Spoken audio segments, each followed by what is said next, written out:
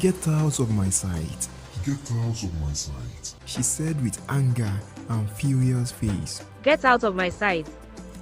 Daniel, who seemed to have just tried his last trial, lost all hope. It seemed the lady really meant it when she said she can never get married. Why will a beautiful lady such like Shakira make such a vow? It stung Daniel's heart.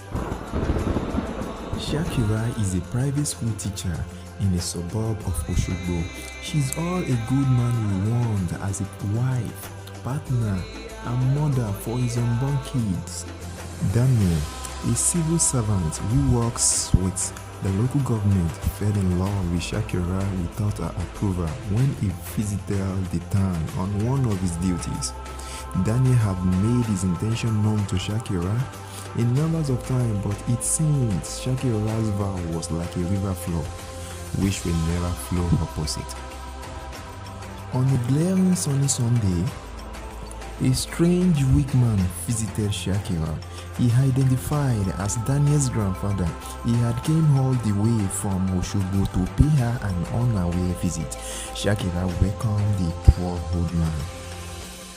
The old man, in his wisdom, demanded to know the reason why she had made a vow that she would never marry. Even if my son wouldn't be your husband, why do you prefer not to marry? Shakira gazed in the nothing but blanks with a wearisome face. She began, "When I lost my father at a tender age, all he left for me and my mother was a bungalow house in Ibadan. My father's family wanted to sell the house because they believed that I, as my father's only child and still young, my mother would want to marry again, leaving the property at the mercy of a strange man. My mother won them by staying with me without looking for another husband till I graduated. While schooling, I yielded to all the teachings of my mother. I never for once tried to bring shame to either my mother, my family's name, or my dignity. I preserved myself for my future husband in the midst of hundreds of challenges that presented themselves not to make it a reality. During my service in Katsina, I was opportune to meet a God-fearing, handsome corps member named Tunde. Tunde was a calm and well-collected man. His face is captivating and every drop of word from his mouth looks like raw gold. The man I have been preserving myself for is here. Yes, my thoughts. We became lovebirds. We were hard to separate in all our activities. I loved him, he loved me too. We finished our service and had to go back to our respective states. He stayed in Lagos while I stayed in Ibadan. We began to plan the future we want for ourselves. He studied financial accounting while I studied computer science. I had a project I was working on and he shared my goals with me. I was building a robust website to handle a logistic problem that peasant farmers had in connecting with the outside world. The project is capital intensive, which can make me a millionaire if I succeed.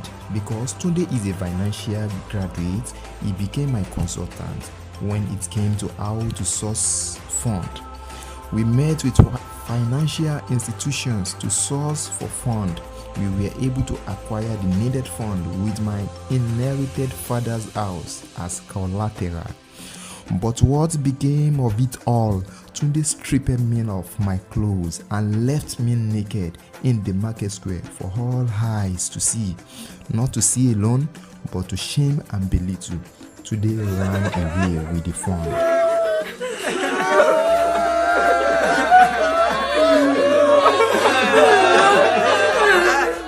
Why did you have to do this, my love? Why did you have to do this, a wolf in a sheep's clothing? Heaven knows I don't deserve this from you.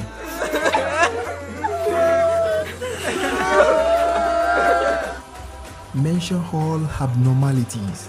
They almost took away my sanity. I, Shakira, the daughter of no one, the daughter who had never had family support after the departure of father figure. Tunde had put me and my mother in shame, the one who my father's family said. And indeed, always said, if the ground could pity us, it could have opened and let us in once and for all. I ran up and down to catch up with the project, but it's already a flown flight. I couldn't catch up no matter how I tried. Time lapsed and the financial institution demanded their money. Where will I get it? OYO on your own was my name. Our only prestige, our only house was taken from us. We were thrown outside like a kite thrown into the air.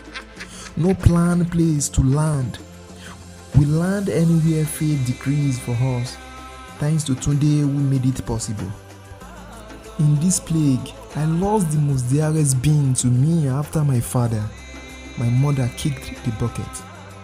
She left the struggle of this single world to find solace in the hereafter. Maybe my mom might still be around if I haven't met Tunde. Yes, maybe. Everywhere I go, I hear, that's the child who ruined all her father left for her. That's the child who killed her mother. All hands were pointing at me. I was overrun with stigma. I lost all my weight like someone who is refused food for a year. I searched all cubicles looking for death. Even death saw me, shamed me and left. When I thought all was over and I couldn't start again, my mother's junior sister came to my aid. She took me to Osogbo and kept me under intensive care and medication. It took me 2 good years to have my sanity and my physical strength back. Here I am, able again to keep moving on with my life, with a soul guidance that kept lighting my way and whispering to my ears. Never should you again give any man the chance to rise the affliction anymore. Affliction shall not rise the second time. Affliction shall not rise again.